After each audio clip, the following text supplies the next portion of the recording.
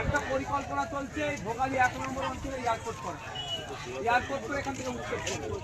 Mamata Banerjee 293টা seat আছে, সেখানে বললো না আমাকে যেটাও যা চাইবে ভাঙড়ের মানুষ তাই দেবে।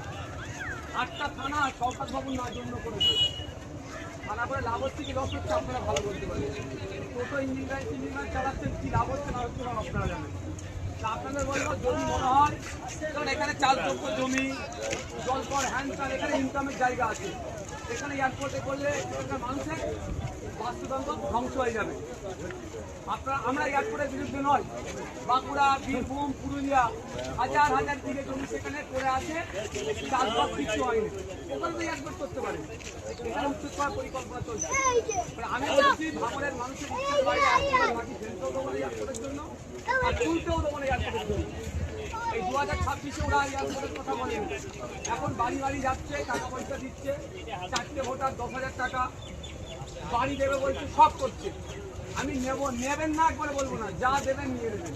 আর যদি মনে করেন আপনার পূর্বপুরুষের মন্দির, বাড়ি, বাসস্থান, জন্মস্থান, কবরস্থান, শ্মশান, আপনার এখানে জন্ম হয়েছেন, এখানেই থাকতে চান, তাহলে বলবো খামচিহ্নে ভোট দেন।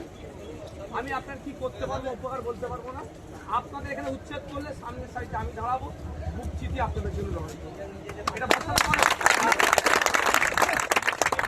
করেন যে আমি আপনাদেরকে বিক্রি করে দেবো না। 2021 থেকে 26 আপনি ভোট দিয়েছেন না দিয়েছেন আমার জানার দরকার নেই, কিন্তু আমি কি ভাঙড়ের মানুষের সাথে বেইমানি করেছি? আমি চাইলে মন্ত্রী হয়ে যেতে পারতাম শাসক দলে, কিন্তু আমি সে কাজ করিনি, কারণ ভাঙড়ের মানুষ আমাকে ভরসা করে ভোট দিয়েছে। তো আগামী 5 বছর আপনাদের জন্য আমি লড়াই করবো। ভাঙড়ের মানুষ ভাঙড়েই থাকবে, উচ্ছেদ করতে দেবো না, তার লড়াই আমি আসবো। আচ্ছা, আরেকটা জিনিস এনকেডি এর আন্ডারে করতে বলেছে, নর্থ ক্যালকাটা ডেভেলপমেন্ট অথরিটির আন্ডারে দেবে। দিলে লাভ কি লস কি? 250 বিঘে জমি রাজারহাটে রাতারাতি মালিকের নামে ছিল, ব্যক্তিগত মালিকের নামে ছিল, ফিটকোর নামে চলে গেল। ওখানকার বিধায়কে কিছু বললো না, আর ওরা জমি আর ফিরিয়ে নিয়ে আসতে পারছে না। তো আপনাদের জমি যদি এরকম হয়ে যায়, বিপদ ছাড়া কিছু লাভ হবে না। তাই ইঁদুর ধরা কল দিচ্ছে ওরা, ওই কলে আমি আপনি করবো না। অনুরোধ আবারও খামচিহ্নে ভোট দিন। বামেদের সমর্থন নিয়ে আমি এখানে দাঁড়িয়েছি।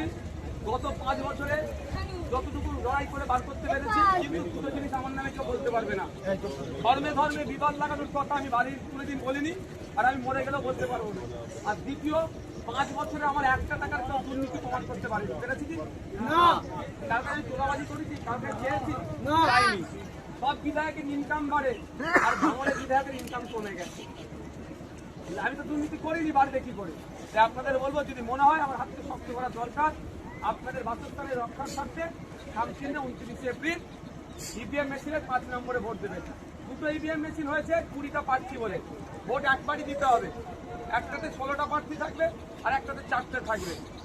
এই প্রথম 5 নম্বরে আমার নাম আছে, নাম, ছবি, আমার খামচিহ্ন আছে, তারপরে বোতাম চিহ্ন। ওখানে আশা করছি আপনারা ভোট দেবেন, আমাকে আশীর্বাদ করবেন। আবারও বলছি, যদি ভোট দিতে না ইচ্ছা লাগে, আশীর্বাদটা তো করা যাবে। কি মায়েরা, ঠাকুমা, ও ঠাকুমা, আশীর্বাদটা তো করা যাবে। ভোট দাও না দাও, ও ঠাকুরদা, হ্যাঁ, আশীর্বাদটা তো করা যাবে। আচ্ছা, আশীর্বাদ করতে একবার, আশীর্বাদ করো, মাথায় হাতটা দিয়ে, তুমি মাথায় হাতটা দিয়ে দাও, আশীর্বাদটা করো।